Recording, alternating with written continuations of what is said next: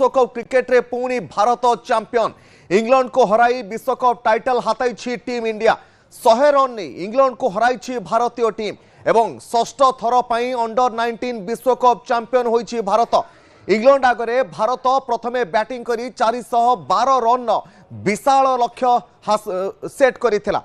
311 run ने एहाकू पीछा करी ऑल आउट हो जाइथिला इंग्लैंड दल एवं सबुठारु भल खेली 175 रन धुआंधार इनिंग्स खेली वैभव सूर्यवंशी 80 बॉल 175 रन धुआंधार एवं दुर्दश बैटिंग से आज करथिले वैभव सूर्यवंशी जहाकु ने सबुठारु अधिक चर्चा चली।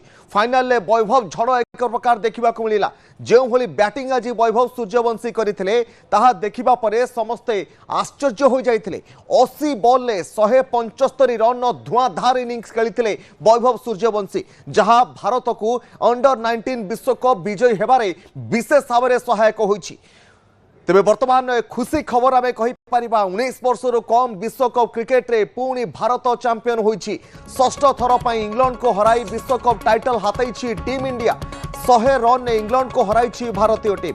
ए संपर्क में अधिक सूचना और आलोचना करबा कामराज रही मो सहयोगी फोन लाइन में। कामराज जो भाव में अंडर 19 विश्वकप विजयी होइछि भारत एवं